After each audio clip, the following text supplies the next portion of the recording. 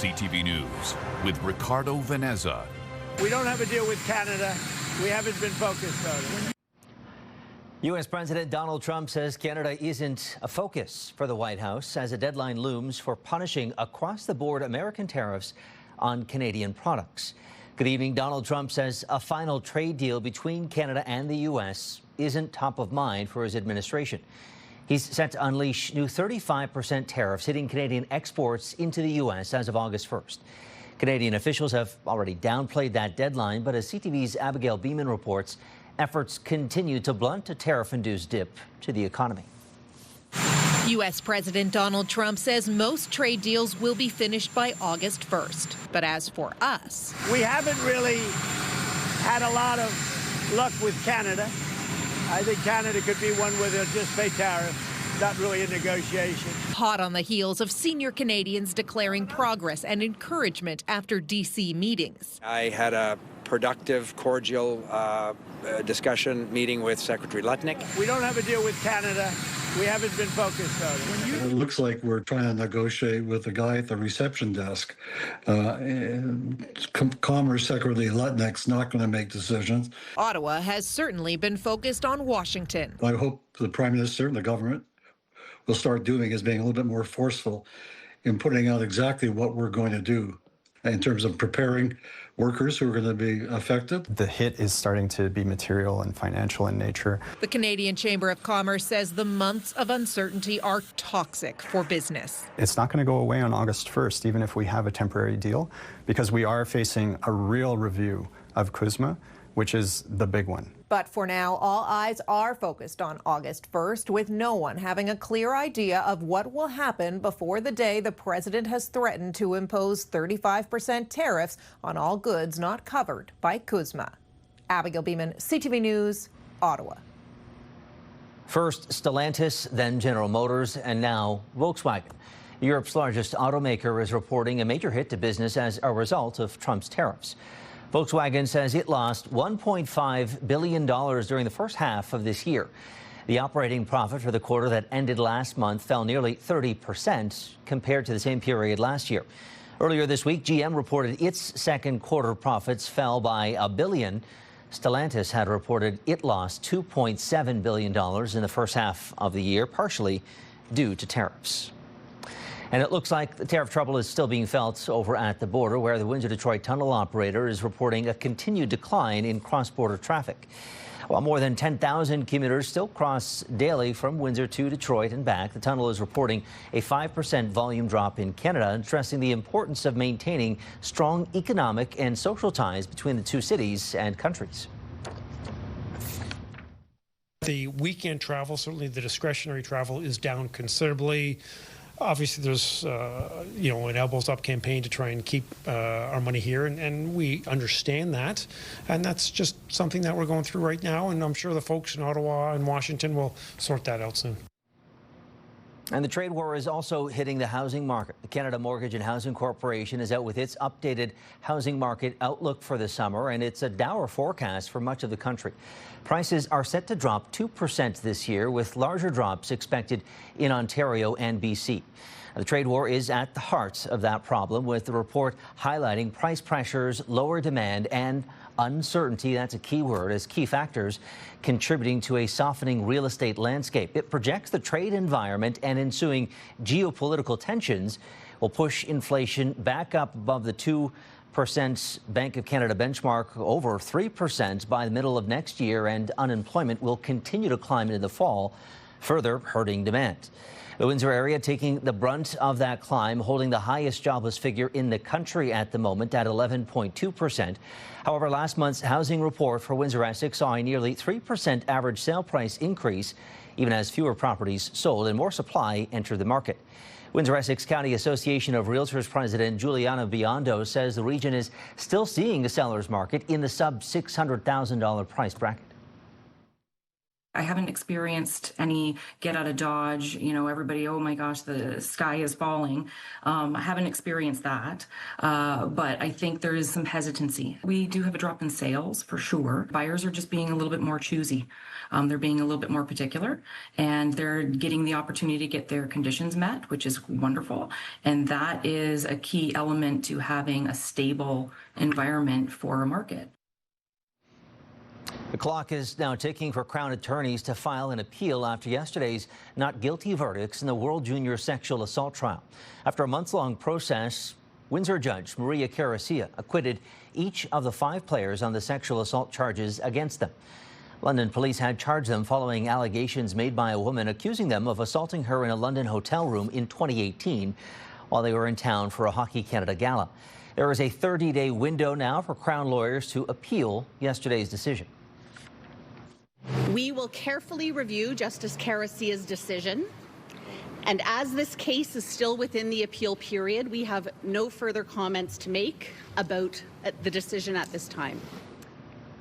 And a day later, and the conversation the trial has sparked around hockey culture and sexual consent continues. CTV's Adrian Gobriel says it's an issue that's in focus in the sport and even the subject of a book. A verdict delivered, a sports culture remains in the spotlight. They found me lying on a floor in the bathroom, unconscious. Kathleen LaRoche was 23 years old when she believed she was drugged and then eventually sexually assaulted in 2015 by a major junior hockey player in Quebec, who she says would go on to have a successful NHL career. I called him. They found me unconscious. What happened? He said, just the only thing is I'm about to sign with the NHL, please don't talk about it. That's what I did. In denial for years, she suppressed the memory of what she says took place. When Me Too wave came, my body started having anxiety symptoms, as if my body remembered, even if my head didn't want to. As part of her personal journey and to help educate athletes, LaRoche is now working with hockey players and coaches at all levels, starting as young as 15 years old, sharing her experience and the importance of consent and self-awareness. I want to educate people like him to protect people like me. Author Lauren Robinson wrote Crossing the Line, that examines the pervasive culture of Canada's national sport. In my book, I have 2 guys who were convicted, actually, Jarrett Reed and Andrew Power, as they were convicted as junior players. They're both coaching right now.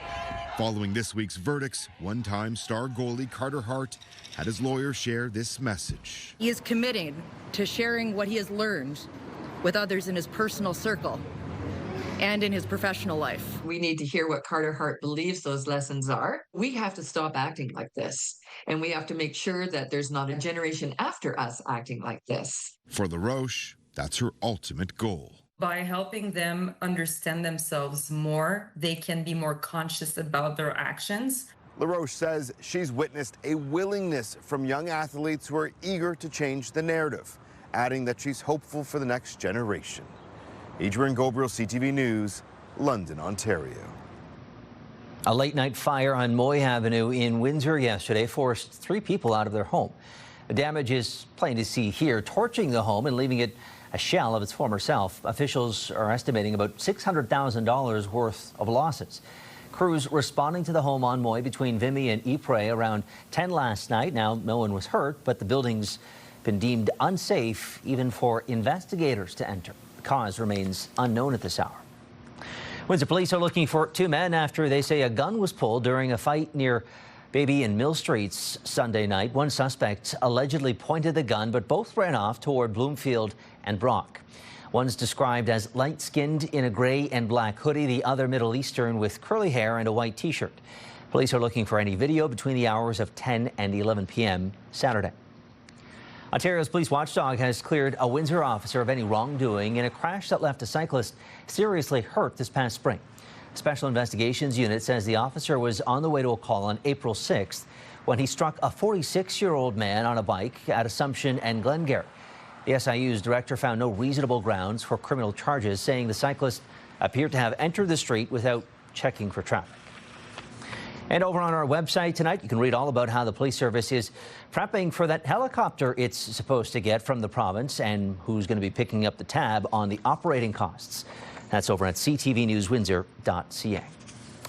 Well, the town of Essex is getting an earful from residents in Harrow over concerns tied to a wedding venue in the county. CTV's Michelle Molesky explains why Hearn Hunting and Fishing Lodge is attracting complaints. I've had enough. It has to be stopped. Robin Totten lives less than 2 kilometers from the Hearn Hunting and Fishing Lodge, a scenic and sprawling short-term rental property. It's finally got a little bit quiet for a bit, and then they start with this party venue, and it's every weekend. We have no choice. It just starts blasting. Totten is one of a dozen residents who begged Essex Council to deny Hearn a bylaw amendment. I just want you to think about what it'd be like to have the Essex Fun Fest in your neighborhood every single weekend. Listening to a dance hall is not the same thing as listening to crickets in the background. The company wants Essex to temporarily amend their agricultural zoning to allow for special events, primarily boutique weddings, according to their lawyer, Brian Chilman. They are not every weekend. We know that there are 10 in number annually. They're not held multiple in a week, once a week. Events would only be held between May and October. Chilman reminded council their own administration is recommending the request be approved. IRCA doesn't have any concerns, neither do first responders. We respectfully submit there's no legal basis on which to deny the application today. We believe if we appeal this to the OLT, we have a strong case. Totten is hoping more residents will join their cause, whether they live nearby or not, because next time it could be your backyard. Michelle Molesky, CTV News. Tecumseh Council is considering a new commercial development which would bring a 5-story hotel to town. Anytime you've got any type of development within a community, it's worth being excited about. The project is set for 2575 Manning Road. In addition to the hotel, 5 separate retail buildings would also be added under the current plan. A public meeting is set for August 12th to look at the zoning. The proposal comes as another hotel nears completion and is set to open in about 3 months. Mayor Gary McNamara says it's proof of the town's encouraging economic prospects. To see developers with confidence, coming in and saying, we're ready to spend multi-millions of dollars in the community because we believe in the community. So that's good news. Okay, well, Gary Archibald is joining us after the break with more details on the rain we're expected to see over the weekend. Don't thank me, thank home. Still ahead, our Bob Belichico hears from Windsor's wrestling community to hear how the Hulksters' impact reached even into the Rose City. CTV meteorologist Gary Archibald joining us now for a check of the forecast. Gary, it was muggy and rainy today, and that seems to be a theme into the weekend. You're right about that. Good evening once again, Ricardo. Folks, we're looking at temperatures that will be in the upper 20s for Saturday, lower 30s for Sunday. Both days, the humidity will make it feel several degrees warmer. So it will feel like 36 to about 40, 41 between both days. Just like today was hot and very humid, so 29.5, felt like 36, 37, depending on where you were. It could have even felt like 38. We were above seasonal by about a degree, degree and a half, and the lows have been warm. This boundary is just sitting across the upper Ohio Valley, lower Great Lakes, Lake Ontario, Lake Erie proper, and with that, and jet stream influence, west to east flow in the mid to upper levels of the atmosphere. We're seeing this training effect along this boundary from west to east, right across southern parts of Michigan into southern Ontario. That's going to be the story through tonight into a mostly cloudy Saturday and Sunday. I think we'll see showers through the afternoon, maybe even some thunderstorm activity on Saturday, and some more rain for Sunday, yes, Sunday morning. Again, the north shores of Lake Erie will see the worst of it, and in and around Lake St. Clair. So Windsor, Essex, Leamington, LaSalle, Amherstburg, Kingsville, Pelee Island, all into it and a little bit further east. Chatham, Kent, Rondo Park, Erio. Hello to our friends there. A smattering of showers through the late night, but again, isolated thunderstorm activity in this area could raise locally, obviously, the precipitation levels, the counts, the accumulations much higher. 20 degrees feels like about 26. The thunderstorm and or shower risk through the overnight, that's pre-dawn Saturday morning, is about 60 to 70%. So Saturday's active, could see daytime heating trigger thunderstorm activity in the afternoon. A high of 27, feels like about 36. I think we could reach 40 on the Humidex Sunday.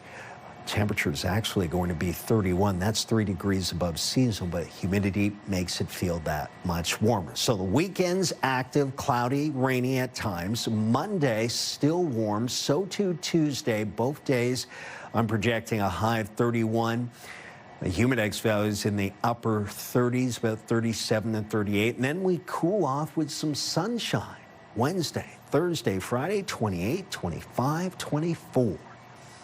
Yes, actually cooler than seasonal as we head towards the middle to end of next week.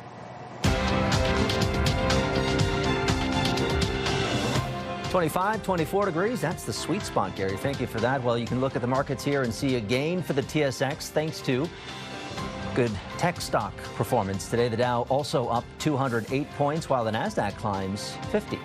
The Canadian dollar heading in the other direction today, down to 73 points, or I should say 72.97 cents U.S. Gold down almost $40 an ounce while oil drops 87 cents a barrel. Start your day with the latest local news. By signing up for our newsletter, you'll get direct local content straight from CTV Windsor to your inbox, including top stories, the forecast, and videos. You can sign up at ctvnewswindsor.ca. It's a scam that appears to be gaining popularity in southern Ontario.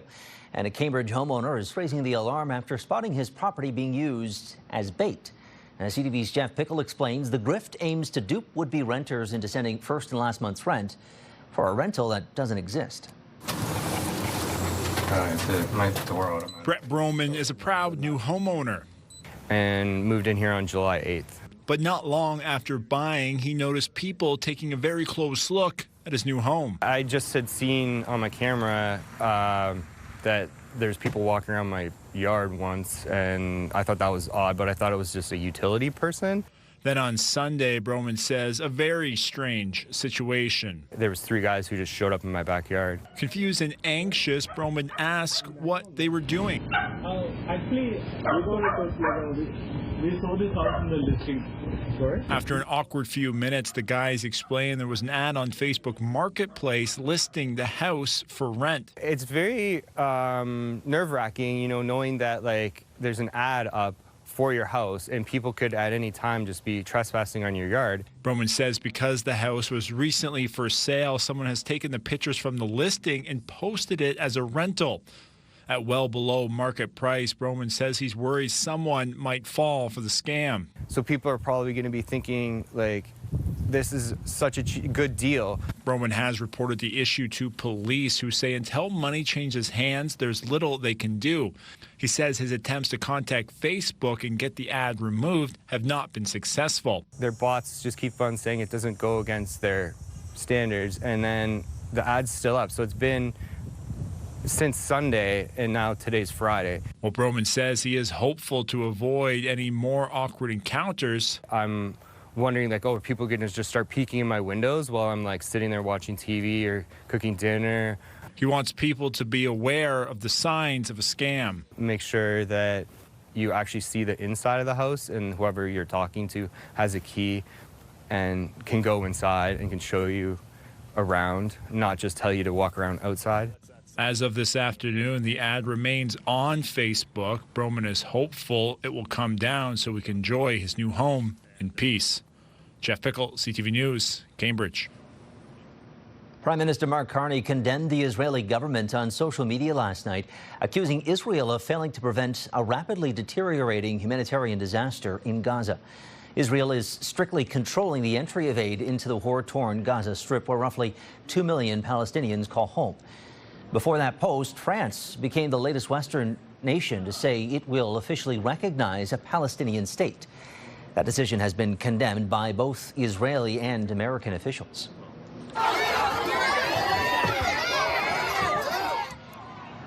Meantime, a United Nations report indicates roughly 1 in 10 children in Gaza are suffering severe malnutrition.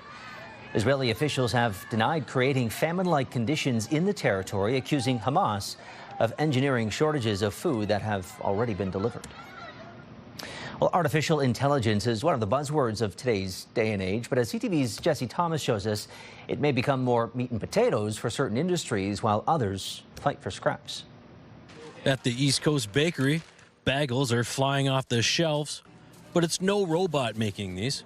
Well, artificial intelligence, I mean, it's clearly going to take over a lot of creative aspects. I mean, maybe I can get it to do like my nutritional information or like help me streamline recipes. But as far as the actual labor goes, maybe until the Tesla robots show up, we're pretty safe, I think.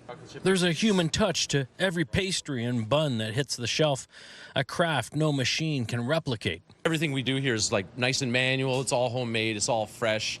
And you can't have a computer like replace that kind of love that goes into making a product like this. Digital anthropologist Giles Crouch says the artificial intelligence debate is shifting from fear of technology replacing your job to how it can augment it. Are you worried about your job, Giles? No, not at all. Crouch uses AI every day. It helps him work smarter. But I never use it to actually write.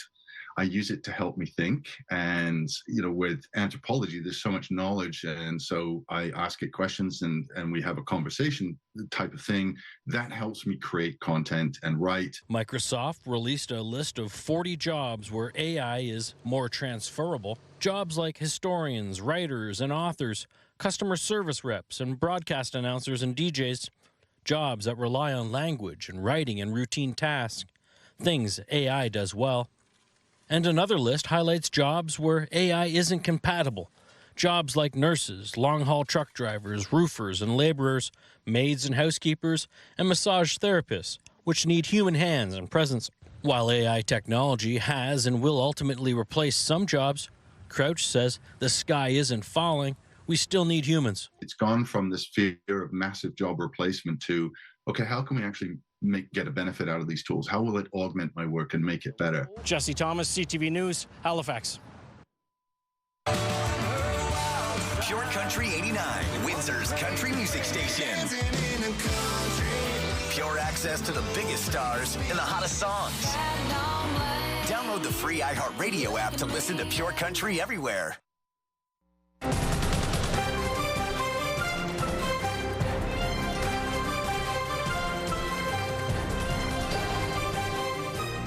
Okay, Gary is back with a wrap of a 7-day forecast. And Gary, rain seems to be the story of the weekend. You're right about that, Ricardo. 2 bouts in particular, although scattered showers throughout both days, still a possibility. I think we'll see rain more likely. The intense waves moving through Saturday afternoon. A high of about 27, 28, feels like 36, 37. And then again, more rain Sunday morning, early, 4, 5, 6, 7 a.m., still cloudy and possible passing showers beyond that point later in the day. 31 the high, feels like about 39, 40. 31 also the high for both Monday, Tuesday. Mostly cloudy, slight chance of showers both days. Then a nice clearing and cooling period. Look at this trend.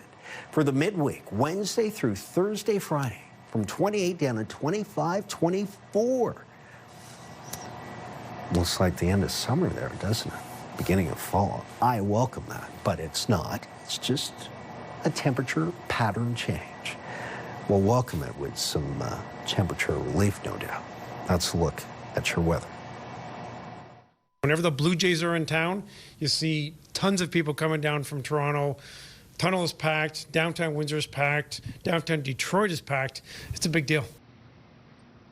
And a reminder from the Tunnel CEO to get to the cross-border bus early if you're looking to take a trip to Detroit this weekend and braving some of that rain Gary was telling us about. With Blue Jays at Comerica, it makes for one of the busiest weekends of the year. You're advised to get to the Tunnel by 4 p.m. on Saturday and 11:30 a.m. on Sunday to beat the rush. Well, finally for us tonight, Hulkamaniacs in Windsor are remembering the wrestling legend after Hulk Hogan's death at 71 years old was announced yesterday. As Bob Belichico shows us, the ring icon left his mark wherever he went, including in the Rose City. Hulk's been so influential. Scott D'Amore, president of Maple Leaf Wrestling, was a young 20-year-old trying to cut his teeth in the business when he first came across the man behind Hulkamania. My boss goes to me, goes, "Hey kid, are you available to be around a lot more often?" I said, "Yes, of course." He goes, "Congratulations, you got a raise." And I said, "Oh, well, thank you, sir." And he goes, "Well, don't thank me, thank Hulk." Hogan wondered why high-quality regulars like D'Amore weren't always around. Management pointed towards money. I guess he just looked at them and said, "Then give them more money." Hogan approached D'Amore later that day and was greeted with a big thank you. "I'm happy for you." He goes, "But I did it for me, because even though me and you will never wrestle, you and your guys are the guys that make the guys that do come up and wrestle me. You're so important in making them look like powerful monsters for me to beat." During a trip to meet the Hulkster, Maxine Abegbuze was thrilled to see him make a surprise phone call to her father and two brothers who are big wrestling fans. And what you didn't see on camera is that him and my dad had a longer conversation after. And my dad was just thanking him for the experience that he gave, that wholesome experience that he gave me as his daughter. Maxine described Hogan as a nice, witty man who was down to earth and willing to lend a helping hand and inspire. He was not afraid to even talk about his faith. He was not afraid to talk about even his personal struggles. Like, it was just shocking to me how transparent this man was about his life and how heartfelt he was. Claudia Rehnquist met the Hulk through a friend and rolled with him and his crew. She spent time looking over her camera after hearing the news of his passing. The memories that I have as a real person, it was just, you forget who he was. You forget he was Hulk Hogan. It was just a real person. A real person who changed wrestling and was an influential character. You think about how many kids he got to eat their vegetables, and eat a little healthier and go for a run or, try to lift a weight or whatever he did, because you just wanted to be like that larger-than-life character. Bob Belichico, CTV News.